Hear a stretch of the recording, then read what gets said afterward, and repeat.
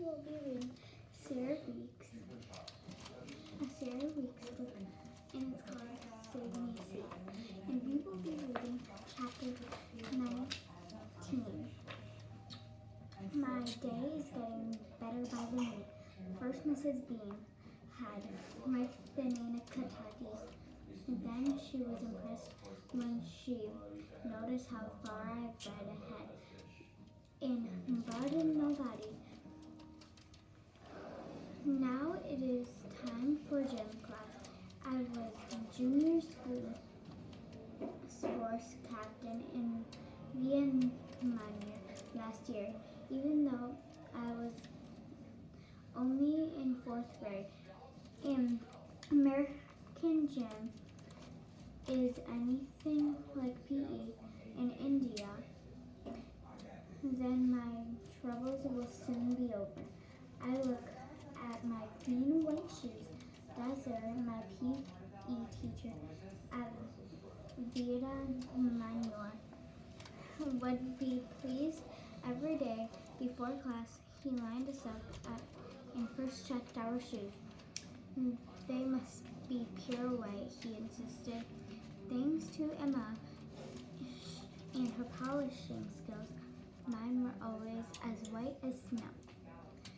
Desert would sit in the shade of his favorite neem tree and tell us to start with some drills, stretching exercises, jumping jacks, and one round of running. I always finished first, primed a close second. And Rasnamni, the poor sod, came dead last every time. He was slow not only in reading, but at everything else as well, including running. Desir had no practice for him, or patience.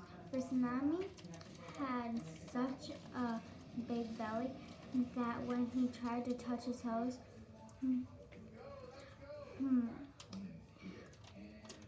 he had such a big belly that when he tried to touch his toes, he would bend his knees, and Desir would give him a whack with a neem twig. We all laughed our heads off when he howled. After the drills, before we played cricket, Desir would send Rasnami off with the girls to play throw ball or tenny cocket or cuckoo. The gym teacher is at Albert Einstein Elementary School is called Coach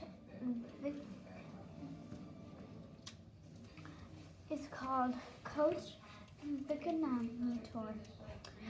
He has a funny nose and no mustache, but he dresses exactly like Mr. Das white shirt and black tuxedo bottoms.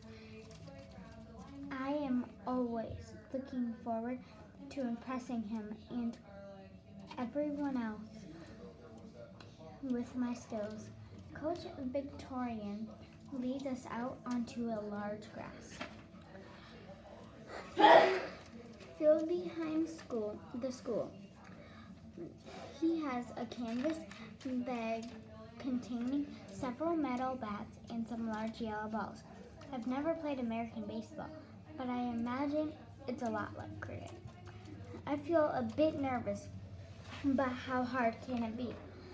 I expect we will begin with some drills in running, but instead Coach Victorian chooses Dylan and a girl named Jasmine to be captains and tells them to pick their teams.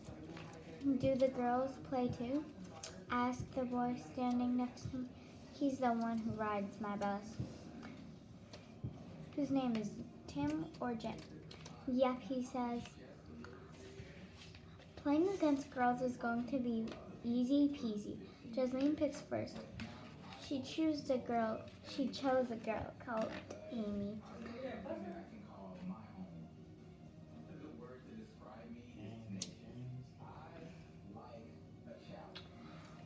girl called Amy. And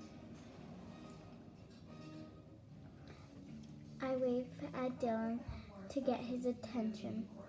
They then point to myself. I was first batsman at Viet Manual. I called out. I want him to know I won't let him down if he picks me. He chooses a boy named Robert instead. I was sure he would pick me first, but I remind myself that Dylan doesn't know anything about my athletic abilities or that I was a champion cricketer. It's Jaslene's turn. Pick again. Okay. I'll take you, she says. At first I think she was pointing.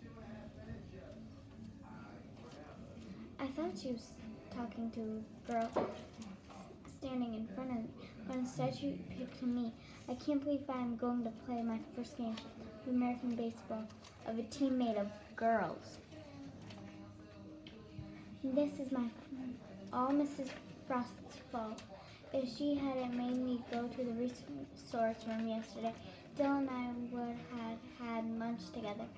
I would have told him about the Gold Cup I won last year for scoring 2 centuries in our field cricket game, in our final cricket game.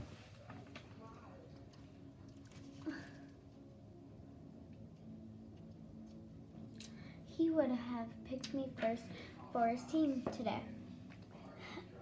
And together we would have beaten the other team hollow.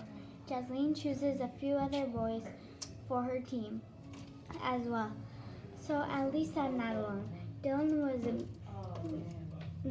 will be surprised when he sees how well I play. I predict he will regret not picking me first.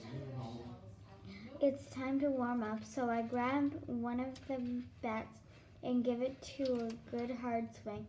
Baseball bats are quite different from cricket bats, and I want to get a feel for it before the game begins. The next thing I know, Coach Victorian is screaming his head off at me. What have I done now? Chapter 20. Bye-bye. Chapter 19 is all done.